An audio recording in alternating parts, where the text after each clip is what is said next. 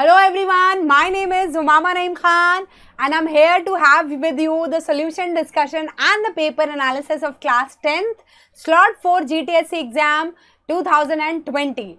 I'm sure आप सबने GTSC दिया होगा और बहुत अच्छा गया होगा. All the very best to all of you. And without wasting any further time, let us just proceed to the solution discussion part. And since I'm your physics faculty, I'll be discussing with you the physics portion of the paper. And here on the screen is the first question.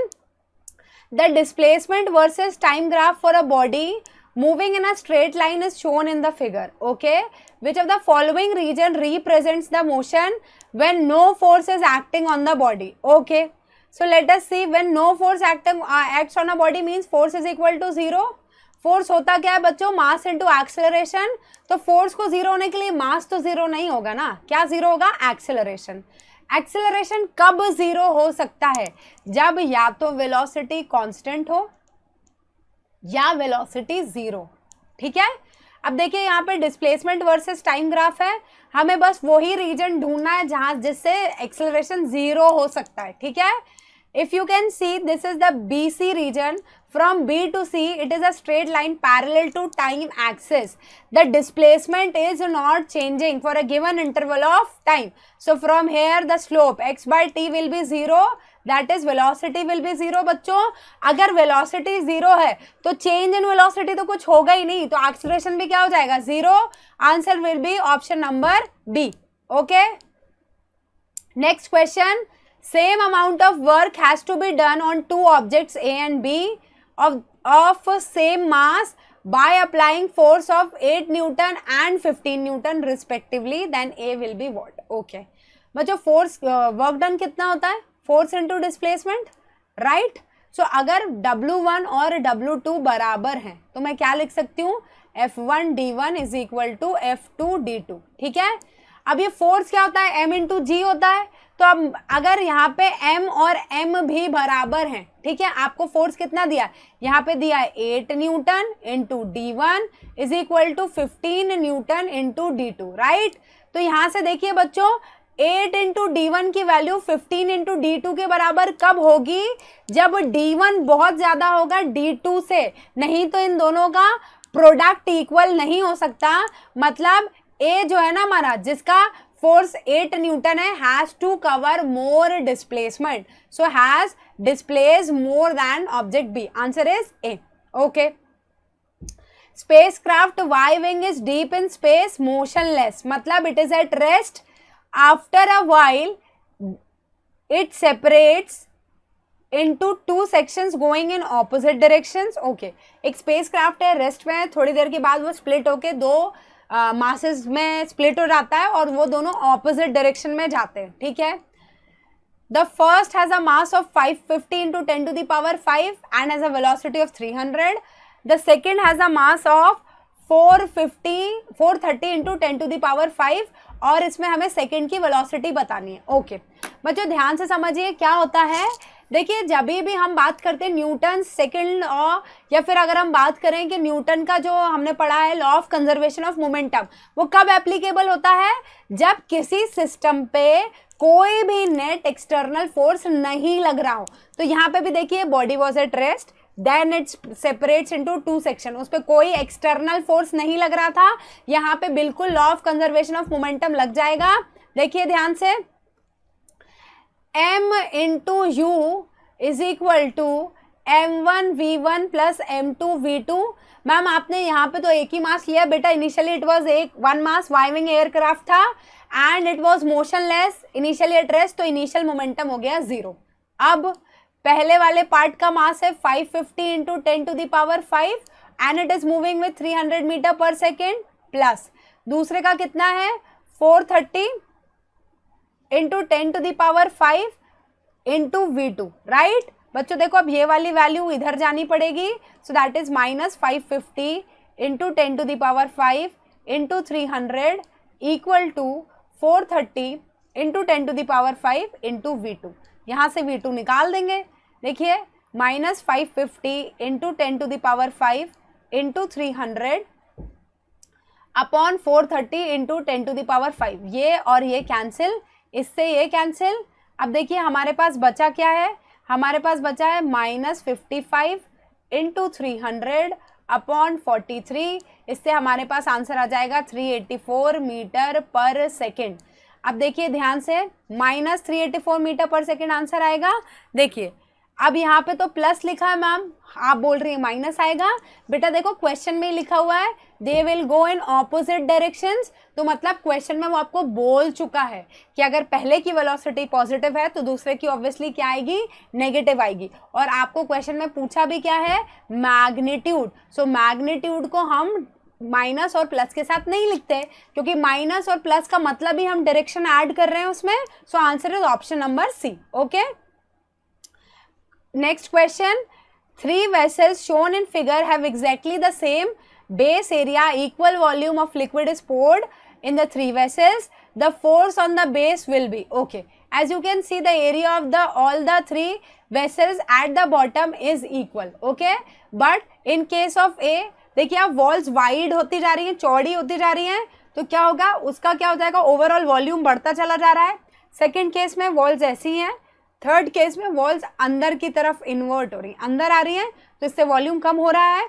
तो देखिए ध्यान से बच्चों, अगर मैंने तीनों में 1 litre, suppose मान लीजिए यहाँ पे इक्वल वॉल्यूम लिखा है ना, ठीक है, सेम वॉल्यूम इक्वल वॉल्यूम, मैंने मान लिया 1 लीटर है, मैंने तीनों में 1 लीटर जब पोर किया तो बच्चों इसमें मैक्सिमम हाइट आएगी कि नहीं आएगी, क्यों आएगी मैम मैक्सिमम हाइट इसमें क्यों आएगी, क्योंकि देखिए बेटा इसका वॉल्यूम कम होता जा रहा है, तो वाटर को या जो भी हमने लिक्विड लिया उसको फिल करने के लिए स्पेस कम हो रहा है ना, तो ये ऊपर हाइट तक फिल होता जाएगा। तो height will be maximum in case of C. C के केस में हाइट मैक्सिमम होगी। बेटा अगर height of the water column या height of the liquid is maximum, तो इसी केस में प्रेशर भी क्या हो जाएगा, मैक्सिमम। अब देखिए प्रेशर क्या होता है, फोर्स अपॉन एरिया, तो यहाँ से बच्चों फोर्स कितना आ जाएगा, प्रेशर इनटू एरिया। तो बेटा एरिया ऑफ द बेस तो सबका इक्वल है, क्वेश्चन में दिया है। फोर्स किसका मैक्सिमम होगा, जिसका प्रेशर मैक्सिमम होगा, और वो किसका है, सी का है, मैक्सिमम इन वेसल सी। ठीक है, next question. Okay, 2 planets A and B have radius 2:5, density is 1:6. Which of the following statement is not true regarding the given information? देखिए हमें क्या बताना है, हमें बताना है इनमें से कौन सा फॉल्स है। देखिए पहले हमको डेटा दिया है बच्चों इन टर्म्स ऑफ रेडियस, तो बच्चों क्या होता है, देखिए यहाँ से r1/r2 की वैल्यू दी है 2/5। ओके, पहला ही क्वेश्चन देख लीजिए, इसमें एक्सेलरेशन की बात कर रहे हैं, volume and here also weight की बात कर रहे हैं, और यहाँ पे भी वॉल्यूम की बात कर रहे हैं।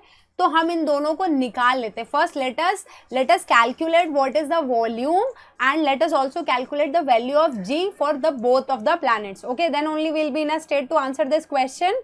ओके, सी r1/r2 की वैल्यू है 2/5 बच्चों, तो v1/v2 कैसे निकालेंगे, 4/3 पाई r1 क्यूब अपॉन 4/3 पाई r2 क्यूब। ठीक है, सो ये और ये कैंसिल हो जाएंगे, तो v1/v2 कितना आ जाएगा, r1 cube by r2 cube, that is 2 का क्यूब इज 8 अपॉन 5 का क्यूब इज 125।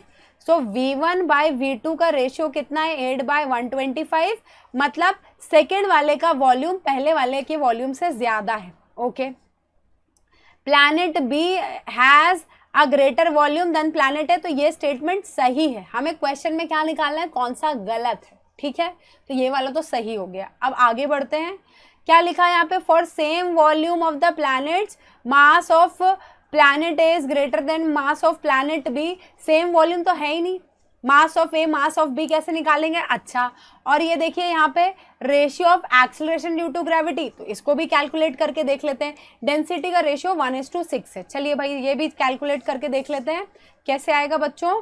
देखिए आपने पढ़ा होगा स्मॉल जी की वैल्यू हम कैसे निकालते हैं, capital G M upon R square, right. So let us सी,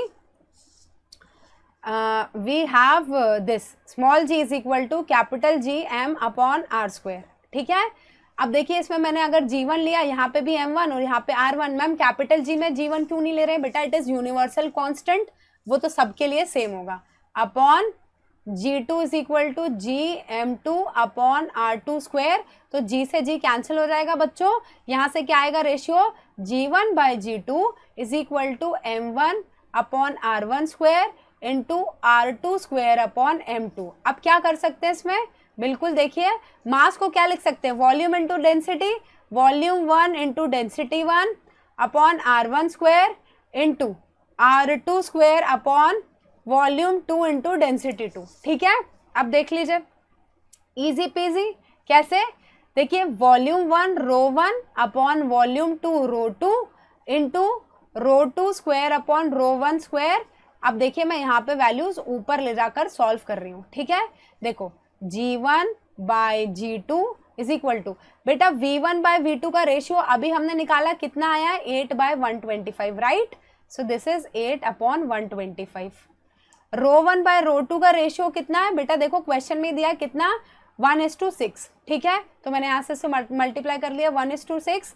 अब यहाँ पे क्या बचा, R2 square by R1 square. So R2 square by R1 square में देखिए R2 is 5 and R1 is 2। ठीक है, R2 का स्क्वायर पहले लिखना है 5 इंटू 5 और 2 इंटू 2। ठीक है, देखिए यहाँ से 5 5 ज़ा 25, 25 5 ज़ा यहाँ बचा, 2 4 ज़ा 8, या ऐसे कर लेते हैं, हाँ 2 1 ज़ा 2, 2 1 ज़ा 2। अब इसको और क्या कर सकते हैं, 2 2 ज़ा 2 3 ज़ा। ठीक है, अब ये क्या है, 1 ज़ा कैंसिल हो जाएगा, तो ये क्या बचेगा, G1 by G2 is equal to 1 upon 15। क्या मतलब हुआ, acceleration due to gravity on planet 1 is 1 by 15 times of acceleration due to gravity on planet number 2। Okay, let's see, लिखा भी है इसमें रेशियो ऑफ एक्सेलरेशन, ये 1:15 बिल्कुल सही है, ये वाला वेट भी बिल्कुल सही आ जाएगा। तो हमारे पास गलत जो निकालना था वो क्या बचा है, option number B. Okay, moving on to the next question. A man standing in front of a vertical cliff fires a gun. He hears the echo after 4 seconds. On moving closer to the cliff by कितना 84 meter, he hears the echo after 3.5। मतलब क्या है, there is a man who standing here, D distance पे वो खड़ा है और Cliff पे उसने जब उसने फायर की गन, सो आफ्टर 4 सेकेंड्स वापस से डी डिस्टेंस ट्रैवल करके आएगा साउंड और उसको सुनाई दे जाएगा। तो अगर मैं यहाँ से v is equal to 2d by T लूँ बेटा, तो देखो v is equal to 2d upon 4। So हमें रिलेशन क्या आ जाएगा, यहाँ से हमें रिलेशन आ जाएगा v is equal to d upon 2। This is the relation we have got. Now अब क्या हुआ है, this man who was standing d distance away from the cliff, ये 84 मीटर टुवर्ड्स द क्लिफ चला गया है, तो बचा हुआ डिस्टेंस कितना बचा, d माइनस 84, राइट। अब उन्होंने जब वापस से हेयर किया echo, so he is hearing the echo after 3.5 seconds. So here v is equal to 2d minus 85 upon कितना, अपॉन आ जाएगा हमारे पास 3.5। ठीक है, v की वैल्यू कितनी आ गई पहले इक्वेशन से, d बाई 2 आ गई, यहाँ पे पुट कर दीजिए, क्रॉस मल्टीप्लाई करिए, so we will get what, 3.5d is equal to 2 2 ज़ा 4d माइनस 2 2 ज़ा 4 into 85। So this will become कितना, 336। ओके, सो अभी इसको इधर लेके जाएंगे, माइनस होगा बच्चों, 0.5d माइनस में is equal to minus 336। So from here d will be equal to 336 upon 0.5, that is 672 meters. Okay, 672 meters. So this was all from physics. Now let us proceed to the next section, that is chemistry. Hello and welcome everyone. अभी आप सब लोगों का GTSC का slot 4 का exam हो चुका है, and I'm sure वो बहुत ही अच्छा रहा होगा. So I, Akanksha Khanelwal, your chemistry teacher here at GoPrep, is bringing the solutions. जितने भी chemistry questions थे, ठीक है, उनके मैं solutions आप सबके लिए लेके आ रही हूँ. So the very first question that you had was this one. Sublimation fails for purification of which of the following compounds? तो sublimation आप सभी को याद होगा, I'm sure, that was when a solid gets converted into a gas directly without passing through a liquid state. And naphthalene, camphor, benzoic acid, तीनों ही आपके sublimation दिखाते हैं सिवाय यूरिया के, right? So the correct answer for this was option D. The next question was, जो cinnabar है, is a prominent ore of mercury. तो आपको how many grams of mercury are present in 225 grams of pure cinnabar? Again a very simple question that you had. ठीक है, इसके अंदर आपको बस कुछ भी नहीं करना, सबसे पहले हम मोलर मास निकाल लेते हैं of HGS. तो हमारे पास सबसे पहले आ गया आपके पास मोलर मास of HGS. इसमें आप क्या करेंगे, एटॉमिक मासेस को ऐड कर देते हैं, आपको एटॉमिक मासेस भी गिवन है, right. So it becomes this much grams per mole.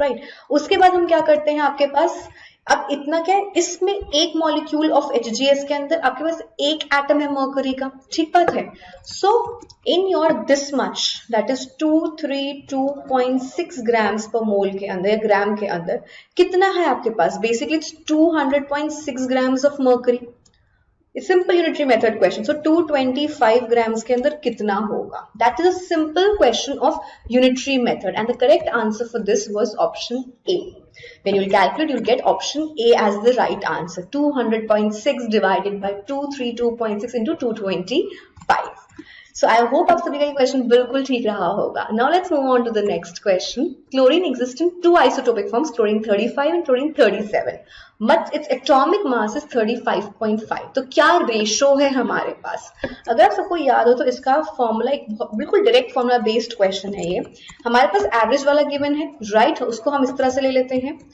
that becomes 37 let's say total होता है 100% right so x1 and 35 by x2 divided by x1 plus x2 जब आप इसे इक्वेशन को सॉल्व करते हैं okay when you solve this entire equation you get the ratio of x1 by x2 is equals to 1 by 3 so the correct answer for this was 1:3 fine so I hope ये भी सही रहा होगा सभी लोगों का the next was in which of the following conditions the distance between the molecules of hydrogen gas would increase हमें distance increase करना है तो बहुत सिंपल अगर प्रेशर इंक्रीज कर दोगे तब तो ऑब्वियसली इंक्रीज नहीं होगा तब तो मॉलिक्यूल्स पास पास आ जाएंगे अगर कुछ लीक हो जाए हाइड्रोजन गैस तो इंक्रीज कर जाएगा right increasing the volume of the container would also increase right so the correct answer for this was option C fourth में अगर आप ज्यादा हाइड्रोजन के एड्स कर दोगे तो क्या होगा मॉलिक्यूल्स के डिस्टेंस तो कम हो गया so the correct answer for this was option C The next question was again a very simple question that you had. What was the source of alpha particles used by Rutherford in its alpha particle experiment? So, उन्होंने एक radioactive substance use किया था and out of these your radium is the one which is the radioactive. Correct answer for this becomes option A. Which subatomic particle of different atoms come together to participate in chemical bonding? Chemistry की जब chemical bonding की बात होती है बच्चा तो it's all about electron chemistry and nothing else. So J.J. Thomson ने जब हमें electron दिया था that is the correct answer. The last question that you had was this one. The law of definite proportions is not applicable to nitrogen oxide because सबसे पहली चीज क्यों नहीं है क्योंकि इसके अंदर आपका नाइट्रोजन का जो इक्विवेलेंट वेट है वो चेंज होता रहता है क्योंकि नाइट्रोजन का इक्विवेलेंट वेट चेंज हो रहा है इसीलिए हम इस पे law of definite proportion apply नहीं कर सकते that's why the correct answer comes out to be option C so I hope आप सभी का केमिस्ट्री का पोर्शन बहुत ही अमेजिंग रहा होगा now we will be moving towards the next section thank you hello everyone I hope आपका GTSC का exam बहुत अच्छा हुआ होगा and you guys are excited to know the answer as well so let us start discussing the biology part so the first question in the biology part is state true or false for the following statement. The first statement is in binomial nomenclature the name of an organism consists of two words, correct? The first word denotes the species name. No, the first word denotes the generic name while the second word denotes the species epithet. So if we see, if we talk about human, Homo sapiens, तो Homo क्या है बच्चा हमारा? Homo हमारा genus name है, while sapiens is the species epithet. ठीक है? So this is false. Next question, next option is during typing of the scientific name, each word should be separately underlined. No, when handwritten, as you can see here. ठीक है, जब मैंने handwritten है तो मैंने separate किया, तो मैंने underline किया separately. But अगर हमने उसको type किया तो कैसे होना चाहिए? They should be in italics. So both are false. ठीक है, दोनों false हैं. So D is the correct option. Moving to the next question. The question is saying female Aedes mosquito is a carrier of a pathogen that causes. So options are as follows: yellow fever, dengue and malaria. So if we talk about malaria, the carrier for the malaria is Anopheles mosquito. Well, Aedes mosquito is for yellow fever and dengue. So the correct option is D. Moving to the next question. The question is saying apiculture. मतलब हमारा हनी के लिए हनी बीज को culture करना है is beneficial for farmers as it allow helps in improving the crop variety along with the honey production. Honeybees, being pollinator, help in carrying out cross-pollination, transfer of pollen grains between two unrelated plants of same species, thereby introducing superior traits. Yes, अगर हम apiculture में क्या हो गया, हमने हनी को culture किया, ठीक है, हमने हनी का प्रोडक्शन किया. ओके, नाउ अगर जब हमने हनी का प्रोडक्शन किया तो हमें हनी बीज चाहिए होगी. हनी भी क्या है, ठीक है, ये पॉलिनेशन में हेल्प करते हैं, ठीक है, they help in the pollination it from one plant to another plant. ये क्रॉस पॉलिनेशन में हेल्प कर रहे हैं, जिसकी वजह से सुपीरियर ट्रेट आता है. ठीक है, जब वो पॉलिनेशन कराएंगे थ्रू अनरिलेटेड प्लांट का ऑफ सेम स्पीसीज, उससे क्या होगा, उससे पॉलिनेशन, क्रॉस पॉलिनेशन होगा और एक सुपीरियर ट्रेट डेवलप होने के चांसेस हैं. सो the correct option is both A and R are correct and R explains A well. ठीक है, so the correct option is A option. ठीक है, what will the honeybee do? Honeybees will collect the nectar from the flowers and then produce honey. जब वो nectar का collection कर रहे होंगे, they are exposed to the pollen grains. जब एक pollen grain से exposed होंगे, those pollen grains will be attached to their bodies, उनके बॉडी से अटैच्ड हो जाएंगे. फिर वही सेम हनी बी जब दूसरे प्लांट पे जाएगी तो वहां पे पोलन को डस्ट कर देगी, वहां पे पोलन रह जाएगा, जिसकी वजह से क्रॉस पॉलिनेशन होने के चांसेस बढ़ गए. सो the correct answer is option A. The muscular tissue which functions throughout the life continuously without getting fatigue, मतलब जो कभी नहीं थकता है, throughout the life काम करता है, that is cardiac. The muscular tissue which is present in our heart, because heart को तो पंप करना ही है, heart को तो continuously काम करना है. So the correct answer is option B. Next question is saying that size is an important consideration of cell. A smaller cell is more efficient. So if we talk about a larger cell, ठीक है, ये एक बड़ा cell है. If we talk about there is a larger cell and there is a smaller cell. So if we talk about जो larger cell है, उसको ज्यादा टाइम चाहिए होगा for transport of materials within. ठीक है, इसको ज्यादा टाइम चाहिए होगा. Hence we say that smaller cell is more efficient. ठीक है, क्योंकि इसमें diffusion जो होगा उसमें टाइम लगेगा. So the correct answer is both A and R are correct and R explains A well.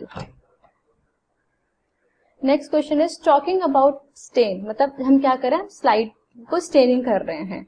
Which of the following is true for cytoplasm. बच्चा what actually the cytoplasm is made up of, cytoplasm is basically made up of water. उसके अंदर water constituent ज्यादा होता है, तो जो cytoplasm है वो बहुत कम स्टेन लेगा.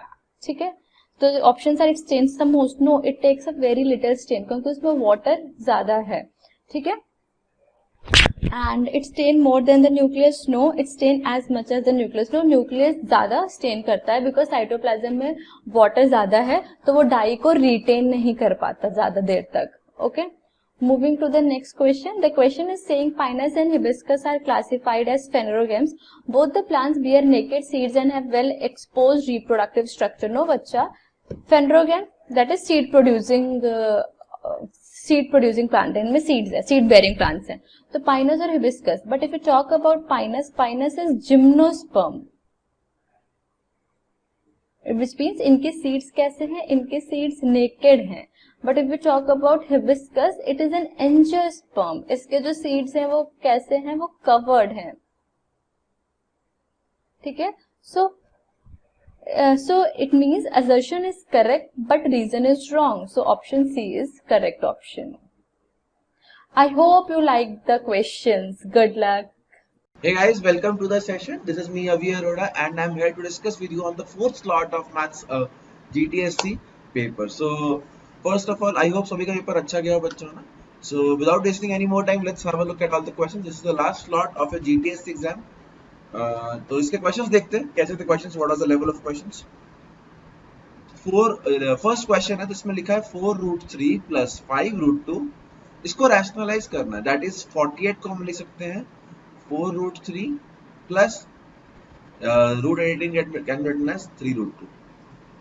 रैशनलाइज करेंगे इसको तो यहाँ पर हमको मिलेगा 4√3 माइनस 3√2, 4√3 माइनस 3√2 एंड इसको करते हैं सिंप्लीफाई. ऑन सिंप्लीफिकेशन हमें न्यूमरेटर में मिल रही है वैल्यू 48 प्लस 5√2 इंटू 4√3, 5 4 20 √3 और माइनस 3 इंटू 4 माइनस 12√6 प्लस 20, तो यह आ जाएगा प्लस 8√6।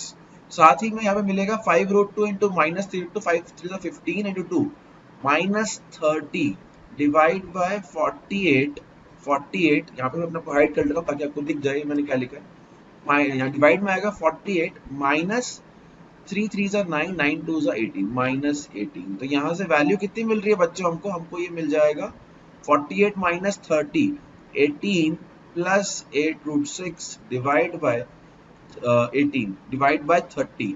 इसको आप सिंप्लीफाई करोगे तो आपको ऑप्शन डी मिल जाएगा, आपका आंसर ए और बी की वैल्यूज।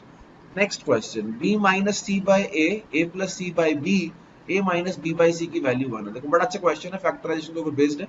इसमें करना क्या आपको बस इस वाली टर्म को 1 के साथ कंबाइन करना है। तो इसका मतलब है b minus C by A minus 1 plus a plus C by B plus a minus B by C is equal to 0। यहाँ पर एलसीएम ले लो, यहाँ पर एलसीएम ले लो, तो आपके पास वैल्यू आएगी। फिर से एक बार हम छुपा लेता हूँ अपने आप को मैं। तो AC plus C square plus AB minus B square divide में आपको मिल जाएगा यहाँ पे BC, और यहाँ पर अगर आप देखोगे तो B minus C minus A upon A। फिर इसको अगर अपन सिंप्लीफाई करते हैं तो AC प्लस AB में हमको A कॉमन लेते ही B प्लस C बचेगा, और यहाँ पर C square minus B square है तो यहाँ पर C minus B into C plus B बचेगा, और डिवाइड में है BC plus B minus C minus A upon A। और सिंप्लीफाई करोगे तो यहाँ पर देखो b प्लस सी कॉमन आएगा, बचेगा क्या a plus b plus C common आएगा, a plus C minus B which is nothing but minus of b minus C minus a। तो यहाँ से पूरे में b minus C minus a common आ जाएगा, और यहाँ पर अगर आप देखोगे तो बचेगा हमारे पास 1 by a is equals to 1 by b plus 1 by c। ये सिंप्लीफिकेशन पे हमें c ऑप्शन मिल जाएगा, सी हो गया इसका आंसर। नेक्स्ट क्वेश्चन है बहुत सिंपल क्वेश्चन। यहाँ पर ये वैल्यू 68 है, हमको क्या निकालना है, हमको ये वैल्यू निकालनी है BEC की, मतलब ये वाला एंगल। तो इसके लिए मैं क्या कर रहा हूँ, let's this angle is x, this angle is x, this angle is y, this angle is y। So by exterior angle property can I see that 68 plus 2x is equals to 2y। 68 plus 2x is equal to 2y exterior angle property से। तो 68 कितना आ गया हमारे पास 2y minus 2x, तो यहाँ से y minus x की वैल्यू आ चुकी है 34। इसको एक बार रख लेते हैं अपने पास साइड में। फिर हमें अगर इसको सॉल्व करना है तो अगर ये 2y है तो ये हो जाएगा 180 माइनस 2y। अब मैं कह रहा हूँ BCE ट्राइंगल में एंगल सम प्रॉपर्टी x, ये 180 माइनस 2y प्लस y, ये 180 माइनस y बच रहा है, plus angle E is equals to 180। ये 180 से ये 180 कैंसिल, x माइनस y, तो E की वैल्यू आ चुकी है y minus x which is nothing but 34। तो यहाँ से हमें 34 मिल गया है, दैट इज एंगल BEC की वैल्यू कितनी है 34 डिग्रीज। नेक्स्ट क्वेश्चन देखते हैं।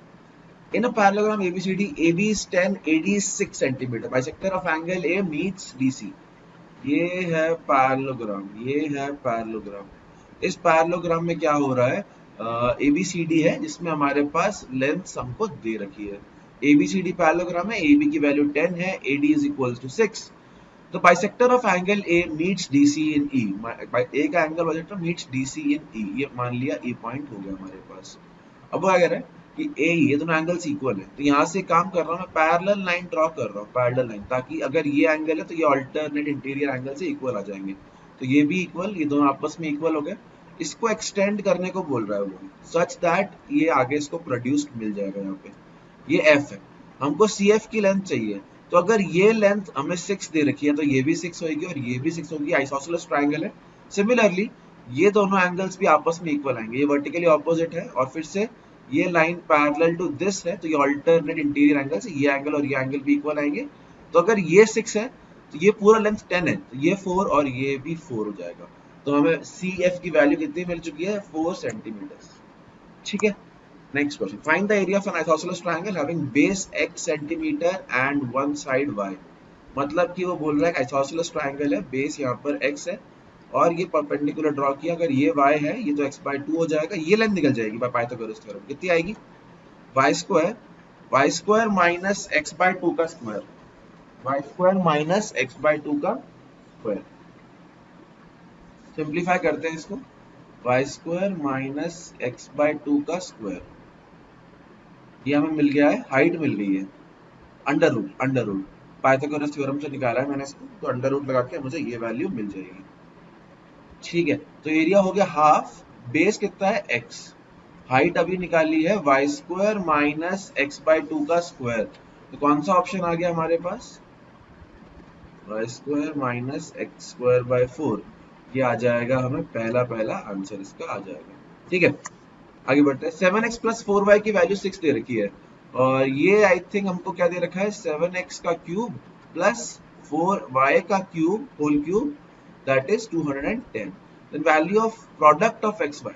ठीक है, बहुत सिंपल क्वेश्चन है, देखो इसमें a cube plus b cube लगा देते हैं, तो ये आ गया 7x plus 4y, 7x plus 4y, ठीक है, इंटू a स्क्वायर, 7x का स्क्वायर, इसको मैं a square plus b square minus ab को लिख रहा हूं मैं 7x plus 4y whole square minus 3 into 7x into 4y। ठीक है, और ये वैल्यू दे रखी है 210, तो ये इसकी वैल्यू है मेरे पास 6, ये 6 का square 36 minus 7 into 4 28 into 3, 28 into 3 कितना हो जाएगा हमारे पास, यहाँ पे आ जाएगा ये value 84 xy is equals to 210। आप इसको और सिंप्लीफाई करोगे, आपको xy की वैल्यू मिल जाएगी 1/84, इसका आंसर आ जाएगा option B. Next question, 5 plus root 3 का whole square upon root 5 minus root 3 का whole square plus root 5 minus root 3 और इसका रेसिप्रोकल है। ठीक है, तो हम इसको स्क्वायर करते हैं, इसका रेसिप्रोकल फिर रैशनल करके निकाल लेंगे और फिर ऐड कर देंगे। तो अगर इसको आप स्क्वायर कर रहे हैं तो हमारे पास आएगा 8, न्यूमरेटर में क्या आएगा हमारे पास 8 प्लस 2 रूट 15, 8 प्लस 2 रूट 15 और डिवाइड में आ गया है 8 माइनस 2 रूट 15। इसको अगर रैशनलाइज करें, 8 प्लस 2 रूट 15 यहाँ पर आएगा 8 माइनस 2 रूट 15। ठीक है, और सिंप्लीफाई अगर करना है हमें से, तो क्या आ गया हमारे पास यहाँ पर 8 प्लस 2 रूट 15 का स्क्वायर, तो ये कितना हो गया हमारे पास 64 प्लस 2 रूट 15, 2 रूट 15 हो जाएगा 4 इंटू 15 60 प्लस 32 रूट 15 डिवाइड में कितना आ रहा है हमारे पास 64 माइनस 60, 64 माइनस 60 दैट इज 4। ठीक है, तो ये कितना आ गया सिंप्लीफिकेशन पे 64 और 60 124 प्लस 32 रूट 15 डिवाइड बाय 4 से डिवाइड कर देते हैं, 4 कॉमन ले लेते हैं इसका, तो कितना आ गया हमारे पास 31 प्लस 8 रूट 15 डिवाइड बाय कुछ नहीं है, अब कुछ नहीं है। इसका अगर रेसिप्रोकल लेंगे तो हमारे पास आ जाएगा 31 माइनस 8 रूट 15, हमें इन्हें ऐड करना है, तो क्या बच जाएगा आंसर हमारे पास 8 रूट कट जाएगा, 8 रूट 15 हमारे पास वैल्यू बच जाएगी 62 इज द आंसर, जो कि हो जाएगा ऑप्शन बी।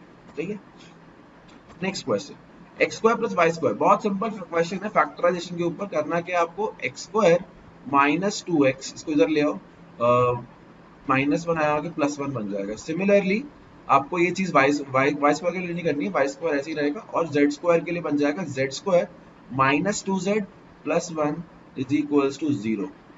तो ये कितना आ गया, x minus 1 whole square y square z minus 1 whole square is equal to 0। अब बड़ा सिंपल पार्ट है, बड़ा सिंपल सा पार्ट है, ये देखो आपको देखोगे तो सम ऑफ 3 स्क्वायर्स 0 आ रहा है, ये तो बहुत कब होता है, जब तीनों स्क्वायर्स को 0 होना पड़ेगा, मतलब कि x की वैल्यू 1 है, y की वैल्यू 0 है और z की वैल्यू 1 है। ये आंसर हमारे पास आ गया। हमें क्या चाहिए, x cube plus y cube plus z cube, 1 plus 0 plus 1 2 आ जाएगा इसका answer. Next question, mean of 50 number is 30, mean of 50 number is 30, sum कितना है, मतलब 50 इंटू 30। अब वो क्या कह रहा है कि कुछ पता लगा बाद में कि यार 82 डल गया 28 की जगह, मतलब कि नेट डिफरेंस कितना है, एक्स्ट्रा आ गया 82 माइनस 28, इसको सब्ट्रैक्ट करना पड़ेगा, तो 82 माइनस 28 कितना आ जाएगा अपने पास 54 आ जाएगा, तो माइनस 54 और 13 माइनस 13 डल गया है 31 की जगह, 31 माइनस 13 करना पड़ेगा, तो हमारे पास कितनी वैल्यू आ जाएगी साथ में 7 और 11 18, तो प्लस 18 भी कर देंगे और डिवाइड बाय हम नंबर्स उतने ही हैं 50, इसको आप अगर सिंप्लीफाई करोगे तो आपको वैल्यू 29.28 मिल जाएगी, that is option c. Next पूछ रहा है what is difference between average demand and the average production of company. तो यहाँ पे दो ग्राफ दे रखे हैं अपन को और इनका एवरेज करना है डिफरेंस का। तो पहले स्टार्ट कर दो वही 2100 माइनस 1450, 2100 माइनस 1450। फिर इसी तरह से हमको निकालना है 313150 माइनस 3660। फिर नेक्स्ट क्या आ जाएगा 2600, 2600 माइनस 3100। फिर नेक्स्ट आ जाएगा अपने पास 5000 माइनस 4200। फिर अब अगला नंबर क्या आ जाएगा, अगला डिफरेंस है 2800 माइनस 3700। और फिर फाइनली हमारे पास 3300 माइनस 4500। जब ये सारे डिफरेंसेस निकल जाएंगे ऐड करके डिवाइड बाय 6 करना है, जो कि सिंप्लीफिकेशन पे आ जाएगा 275। नेक्स्ट वन वो कह रहा है कि यार क्या कह रहा है कि एक्सटीरियर एंगल का बाइसेक्टर है। तो अगर ये एंगल है इक्वल तो ये एंगल भी इतना जितना ये एंगल है अल्टरनेट इंटीरियर एंगल से ये इक्वल हो जाएगा।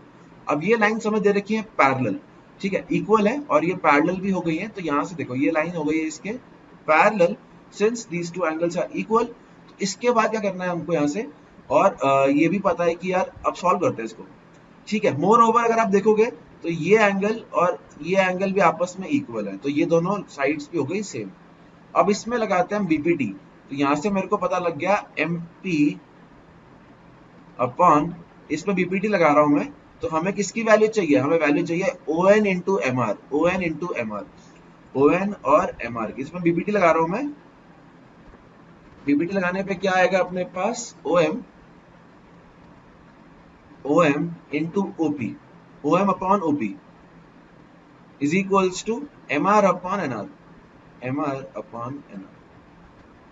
और साथ में ये भी पता है कि यार जो ये ओपी की वैल्यू है, ओपी की value, OP is nothing but on, OP की जगह ओएन पुट कर दो। तो ओएम ओपी की जगह ओएन पुट कर दो, तो यहाँ पे आएगा ओएम अपॉन ओपी की जगह ON is equals to MR upon NR, cross multiply OM into NR is equals to MR into on.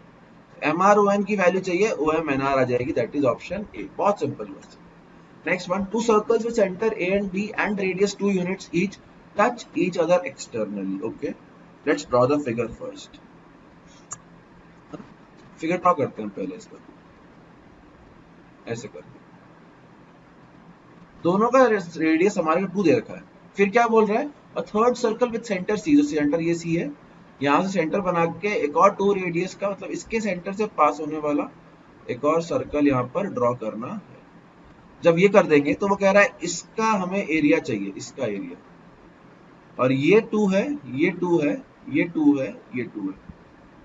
तो अगर मैं इसको यहाँ से ज्वाइन कर दूं, ये वैल्यू भी 2 आएगी, सेंटर रेडियस है ये इसका, ये 2 है, तो मतलब ये इक्विलेटरल ट्रायंगल है। यहाँ पर दिख रहा है कि इस ट्रेपेजियम में 3 इक्विलेटरल ट्रायंगल्स हैं। कौन कौन से, ये वाला और ये वाला, ठीक है। ये 3 इक्विलेटरल ट्रायंगल्स है हमारे पास। तो इसके लिए हम क्या करना है, हमें किसी एक का एरिया निकाल लेते हैं। √3/4 a स्क्वायर से √3/4 a कितना है 2 का स्क्वायर, दैट्स 2 का स्क्वायर, दैट्स 4, 4 कैंसिल हो जाएगा, √3 आ जाएगा। ऐसे करके 3 ट्रायंगल्स हैं, तो हमें 3√3 मिल गया इसका एरिया, ठीक है।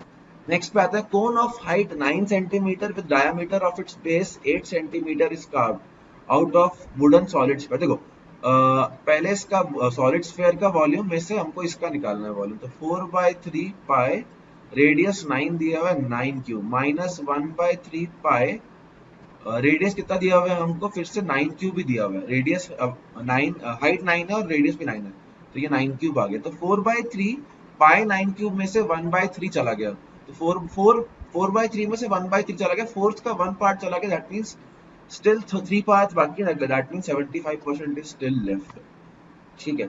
75% वुड हो गया waste. Next, to raise the height of a low land 48 metre long into 31.5 and 6.5 DMS को मैं कन्वर्ट कर लेता हूँ 0.65 में मीटर में कन्वर्ट करने के लिए। साथ में यहाँ पे 27 into 18.2 मान लिया कि डेप्थ h है, ठीक है, डेप्थ h निकालनी है हमको। इसको सिंप्लीफाई करते हैं, बहुत सिंपली कैंसिल आउट हो जाएगा सब कुछ। यहाँ पर h की वैल्यू 2 बन जाएगी, 2 मीटर, ठीक है। नेक्स्ट x की पावर 1.5, तो मतलब कि x की power 1.5 equals to 1.5x, x cancel किया, x की power 0.5 is equals to 1.5 is equals to 1.5, मतलब कि हमारे पास क्या आ गया यहाँ पे, रूट x की वैल्यू आ चुकी है 1.5, यहाँ पुट कर दो, under root 1.5 minus 0.5 that is root 1, ये आ जाएगा ऑप्शन बी। ठीक है, Three girls, Ishita, Isha and Nisha are playing by standing on a circle of radius 20. तो ये सर्कल ड्रॉ किया, इसका रेडियस 20 है। ठीक है, तो ये 20, ये भी 20। अब वो क्या रहा है, ये दोनों एक दूसरे से 24 डिस्टेंस पे, तो ये 24, ये 24। ठीक है, अब उसने कहा है ये लेंथ चाहिए, तो हमने ऐसे इससे ज्वाइन करना है इसको, यहाँ से एक ऐसे निकालनी है लेंथ। ठीक है, तो ये परपेंडिकुलर है, इसके रेडियस परपेंडिकुलर होता है, तो यहाँ से ये परपेंडिकुलर होने पे क्या आ गया हमारे पास, देखो अब करना क्या है हमको, कि मान लो एक वैल्यू x है, एक वैल्यू y है, इसके लिए मैं अपने आप को हाइड कर रहा हूँ क्योंकि मेरे को आपको दिखाना है ये लिख के। ठीक है, तो हमको एक वैल्यू x दे रखी है, एक वैल्यू y दे रखी लेनी है, let's say it distributes in to values x and y। यहाँ पर इसको x मान रहा हूँ, यहाँ पर इसको y मान रहा हूँ, तो ये कितना हो जाएगा, ये भी रेडियस है 20 माइनस x। यहाँ से दो इक्वेशन बनेगी अपने पास, X square plus Y square is 20 square, साथ में 20 माइनस एक्स का square plus Y square is 24 square. दो हमने पाइथागोरस थ्योरम से इक्वेशंस बना ली हैं, इनको सॉल्व कर लो for X and Y, you will get the value of Y as well. हमें वाई निकालना है, 2y की वैल्यू चाहिए, that is going to be 38.4। Next x की पावर x रूट x और x रूट x की पावर x, तो मतलब कि x की पावर है x रूट x और यहाँ पर है, यहाँ पर हमें क्या क्या करना है, हमें x रूट x मतलब x की पावर 3/2x मिल गई है, तो x रूट x इज 3/2x, x cancel, root x की वैल्यू 3/2, x हो जाएगा 9/4। Very easy question, c option हो जाएगा। Angles ABCD are in the ratio, ठीक है, तो हमने कहा लेट्स से एंगल्स हैं 3x plus 7x plus 6x plus 4x is equals to 360, तो ये 20x इक्वल टू 360 आएगा, x की वैल्यू 18 है। सारे एंगल्स निकालते हैं, 18 इंटू 3 54, 18 इंटू 3 आ जाएगा 54।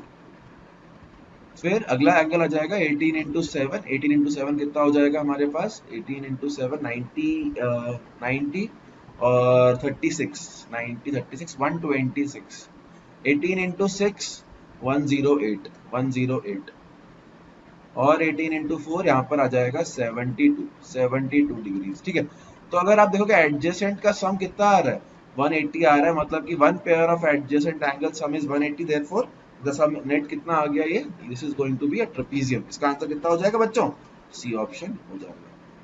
ठीक है, ये क्वेश्चन बड़ा फेमस है, हमको इसकी वैल्यू भी याद है कि हमके बीच वाला एंगल मिलता है, ये half of angle Q minus angle R आ जाता है इसकी वैल्यू, तो half of angle Q minus angle R which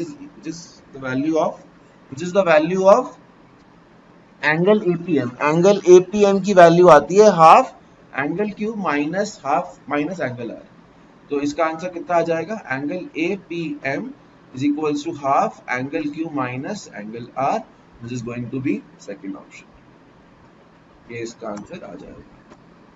next, a mason constructs a wall की डायमेंशंस दे रखी है और उसने कहा 1/8 जो मोर्टार के वो मोर्टार कवर करता है, बाकी ब्रिक्स का कवर करेगा, that means 7/8 will be covered by bricks, तो 7/8 into 270 into 300 into 350 equals to let's say n bricks, साथ में 22.5 into 11.25 into 8.75।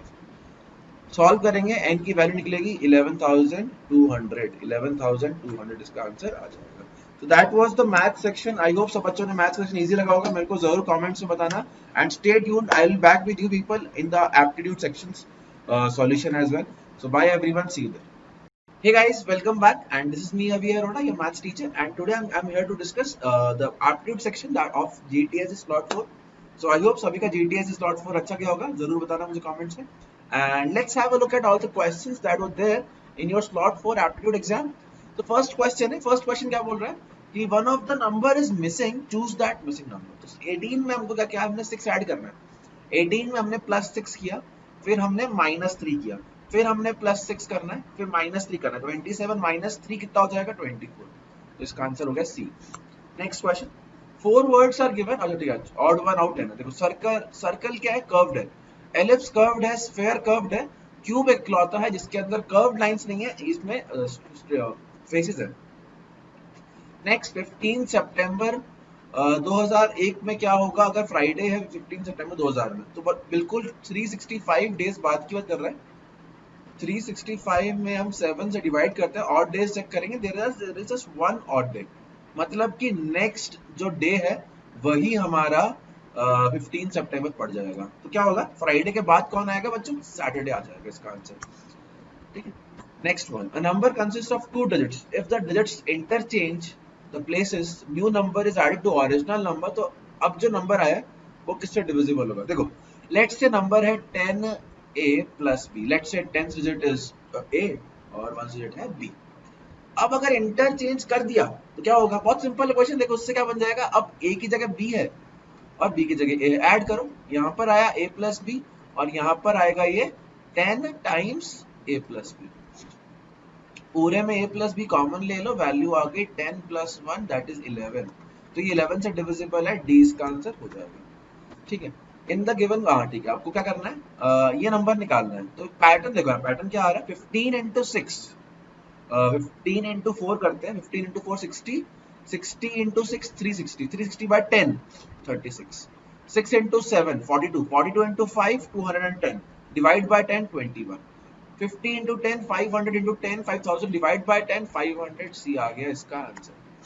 ठीक है, नेक्स्ट वन, 4 डिफरेंट पोजीशंस है और opposite to, face opposite to हमें किसके बताना है, 6 के। तो यार 6 किसके है, 2 और 4 के ऊपर है, तो मतलब 2 और 4 के नीचे वाला नंबर पता लग जाए तो पता लग जाएगा। तो अगर 2 और 4 ये रहा फिर से, तो डेफिनेटली उनके ऑपोजिट वाला नंबर क्या हो गया, 1। Next question, in the given series how many times 9 is proceeded by 6 and 6 again by 9। That means हमको 9 6 9 चाहिए, वो एग्जैक्टली वंस आखिरी में आता है, इसका आंसर हो जाएगा बी 1।